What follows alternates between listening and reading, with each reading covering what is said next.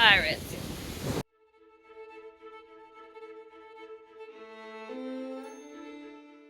Hello, my everythings. Here in Southern California, the Renaissance fairs start rolling in the spring, and just like the plants and the flowers start waking up and blooming, so do the nerds and their plans for their costumes. After attending our very first Ren Fair with Little Sprout last year, we were Centaurs, it was adorable. Sprout immediately set to designing this year's costumes, and that's something that's become a bit of a tradition, and honestly, I'm excited about it. For this year, she designed a very cool, pun intended, ice princess for herself, and included me and her dad as an ice wizard and an ice knight, respectively. But that's not the topic for today. Today, we're talking about creating a crew of pirates. I could play it cool and tell you that creating a crew of pirate costumes was entirely the plan. I mean, our fair does have a pirate day. We could be making 2 sets of costumes. Again, I could play it cool and say that, that was the plan all along and I wanted to make a pirate costume for a while. But in reality, the hyperfixation hit me like a cannonball, and I was dragged to the depths. What lit that cannon fuse, you may ask again? I could play it cool and analyze the connections between my love of historical outliers and the inseparable link to queer history. I could look at my love of textiles and of historical sewing techniques and pretend that all, was the connection there. But what really lit the fuse was of this metaphorical canon was David Jenkins's "Our flag means death." And if you know, you know. And once that hold was breached, well, in came the neurospicy hyperfixation, keel-hauling my sanity behind it. Now, after getting my fangirl on and creating the "Our flag means dress," I realized it wasn't just the show I was nerding out over. And gosh, I do love the show. Our Flag Means Death plays with identity and queer themes, and it does it beautifully. And it got me really interested in the queer history of piracy. And that really was a rabbit hole, and I poured myself into learning, honestly, for the joy of learning, just for that, again, that neurospicy hyperfixation. At that point, I was just going to make myself a pirate character. I'm like, well, this is something I'm into. Really, this was my first attempt at actually making a LARP character. I had a problem in the past with actually putting myself into my OCs. Now looking at that, I think, honestly, that is just a facet of my autism. But I really wanted to make like a LARP character. I didn't want to just make a pirate costume. I really wanted to make me as a pirate. And so the more I thought about becoming a pirate, I realized how much it was important to put myself into that. And like, I know that is like LARP 101, but hey, I'm on a journey here.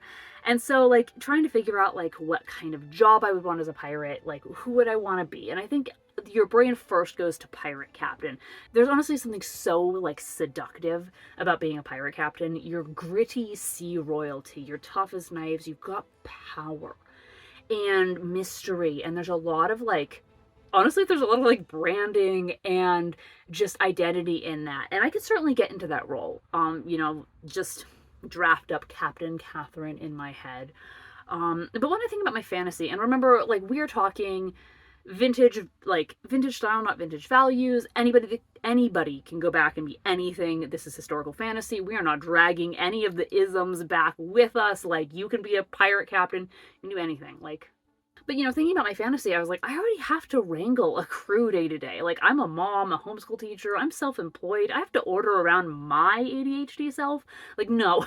If I was sailing as part of a crew, I'd want to honestly be, like, valued for a specialty. I'd want to make. Like, honestly, I'd want to make. And so I have a decent sewing background. I mean, that's one of the things that I do. And I'd like to think that if I was teleported through time, I could at the very least land myself some sort of employment through my sewing skills. And 90% of that would be like clothing and textiles, and honestly 10% in like a first aid special interest kind of thing, depending on where we landed in history. I gotcha. Which got me thinking about how sewing is seen traditionally as women's work, but like medical is men's. And when it comes to it, like especially as a leather worker too, flesh is flesh and stitches are stitches. And that was really the spark that created the idea of my pirate character, Stitch 'em Up Kate. Be it like sail or maim, Kate will get you stitched back together. I think I really romanticized the idea of being able to literally craft and sew the sails that would take you away, like, into adventure. Which did actually lead me to, and we were talking armchair expert here. We were talking just scratching the surface. But like, I looked up traditional sail making techniques, and we'll get into that in a little bit later when we talk about the details in the costume. But like, down to the tools of the trade, and it's really fun, honestly, to just learn. On to the design of Kate. Kate's main focus of their costume is this patchwork coat. I designed the coat to have a vertical color split, one side red, one side blue, and all of it hand-sewn patchwork. Emblazoned across the chest is a skeletal ribcage made of applique wool. Quilting has been used throughout history as record keeping, with hidden codes and symbols, dates, and memory keeping, and I wanted to play with that as concept through the eyes of a pirate.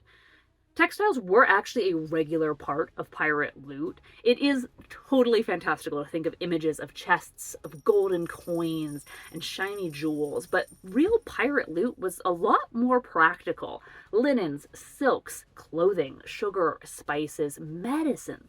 Honestly, it's really human. And I wanted Kate's coat to be a record book of sorts.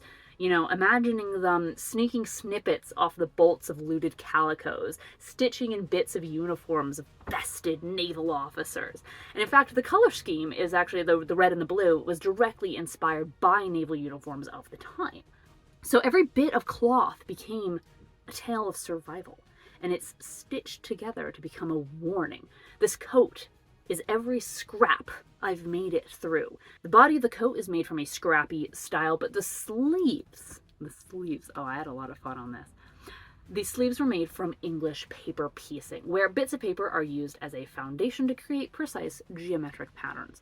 And there have been works of EPP dating back as early as 1700. So for a Golden Age of Piracy costume, which is 1650 to 1730, I was aiming for about 1717 because just gonna geek for a little bit, kind of peak Blackbeard era. But for going for a Golden Age of Piracy costume, it's a technique that could and would have been around. So there's my little, actually historically accurate. I decided to use 3/4 inch hexes for the EPP on the sleeve, and it features about 120 individual pieces. Now, the skeleton comes in both as a very graphic pirate way, the skulls, the crossbones, the Jolly Rogers standing for death and destruction, but also as Kate also fancies themselves as a ship's surgeon. At least they stand in medical, again, stitch bits back up, right? And so the emblazoned bones kind of speak to that medical knowledge, right?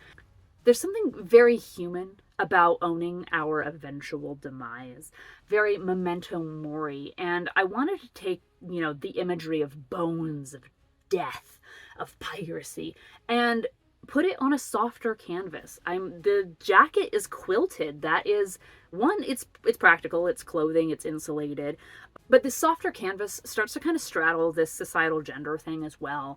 Where, again, embroidery and embellishments were seen as things that women did, and the construction were things that men did, and I wanted that jacket to kind of blend a lot of these ideals together. And also, because the jacket is outerwear, and it is boxy on purpose, the jacket says, "I'm human first," and kind of covers any pesky gender underneath it. And so, Kate can lead first with just, "I'm pirate, I'm human, I'm doctor, I'm skilled."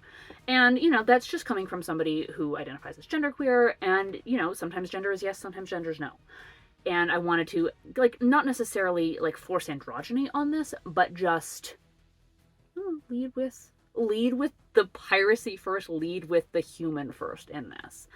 So with the rest of Kate's design, I wanted to continue adding nods to sewing within their design, but I didn't want it to get too themey or too costumey. I wanted Kate to feel like a real historical pirate, and again, big air quotes around historical. And so I looked to history to see what sailmakers would have used. And so I crafted myself a leather sailor's palm, which is a palm-based thimble used for pushing the really long sail-making needles through the tough canvas. And again, that was such a cool opportunity for learning because I don't know, I use thimbles in my day-to-day, but to see a historical example, but also they're still in use today. If you're sewing your sails, you would still use a sailor's palm. And I love that there's these like very human things that continue. Like if they work, they work. For a bit of fun, I gave Kate a flintlock pistol. I thought about having a sword. It would have been very fun and kind of, again, a deeper nerdy reference to maybe have a sword, maybe naming it Needle, like we can all kind of go back to our GOT days. But I wanted to have a flintlock for many, many reasons. And so I did come up with naming my pistol Thimble. And this is because if I have Thimble with me, it'll prevent me from getting stabbed. And I thought that was clever as heck. I'm just going to pat myself on the back for that one. I 3D printed this after a quick filler primer, some sanding, and a paint job. She was done. I love her. She's a great size for me. I'd love to make a couple more. I think something about historical firearms are really neat. I just think they're neat. Another thing that I incorporated into the costume as well is a lot of leather work. Now, leather work is something that I've picked up recently that I absolutely adore, and I wanted to put it in there. Now, a baldric might have been the more piratey option. Maybe just especially for not being a captain, just a fabric sash probably would have been a little bit more accurate, but I wanted leather, and so I made myself this very bold leather leg pouch, and I did add a fabric sash into that so that I could quickly holster a thimble. And then of course I made myself a very bright yellow tricorn hat, and that's really one of the bigger pieces of this build. Obviously the coat has the most hours in it, but the hat's also really showy and I love it. To complete the look, I put on a flowy chemise, leather boots, and high-waisted linen pants. The chemise blouse is from Cottagecore Wear, and the pants are Sunday Floor, and those honestly just came from my closet. And of course, after putting in a lot of work and thought into Kate as a pirate, it wasn't long before the rest of my crew started coming up with designs for their own pirates. And so Ink Rabbit, or Edris Scribbles Inkwell, joined our crew as cartographer. And Sprout, Sparkles, sometimes Shimmer, joined as the ship's boy with an eye for treasure. And I was Stitches for short, Stitch 'em Up Kate, Sailmaker, and Medic. Now, despite the narrative depths that Kate has, I think actually Scribbles' costume was the most complex figure. There is a leather hat, scroll holders, book holders, a leather pouch, a custom leather sword frog, and all of the holders, frogs, scroll holders, pouches go onto this dual color custom D-ring belt hanging system that we came up with, and it's gorgeous. Edris's base costume is an Amazon set of linen pants and shirt, but over the top I did sew a dual colored pirate vest. I used this pattern, a Simplicity 9593, and I found some fun lion-headed buttons in my stash. After doing the Our Flag Means Death dress, I was very familiar with the copious amount of buttons that I have. I have a pirate's hoard, a pirate's treasure of buttons. For our little Shimmer Sparkles, I wanted to keep her costume simple. One, she is a kid, and she loves to play. She loves to get messy, especially at fair. There's a lot of running around. So we planned this casual garb look for fair. It's a chemise and a skirt, both out of this beautiful cotton double gauze muslin fabric. This lovely texture. So we really just needed to add pirate accessories and have this read as pirate. Now she did swap out the skirt for a pair of leggings just from her clothes. Now the chemise cracks me up because it's actually made from a 90s vintage clown pattern. But hey, if it works, it works. It really is just a gathered edge with a bow, big puffy sleeves, elastic, and it's gonna fit her for years. So we did wear these costumes to our Ren Fair season. It was beautiful. I love Ren Fair. I miss it. Take me back. We had fun, and we were there for pirate shenanigans. We did meet up with some friends, though. We got some cute pictures. Sprout's Day was absolutely made, and I knew that Ren Fair was for the fun of it, and I knew that we would get on the shore and take some proper pictures when we could. Alright, so we are heading down to Point of Doom, which is a beach that I used to go to all the time in college, and I haven't been in forever. It's gonna be Little Sprout's first time there, so why not make it fun and be pirates? We're gonna be meeting up with our photographer, Faze, and I'm excited! I'm excited. And what you doing, Bug?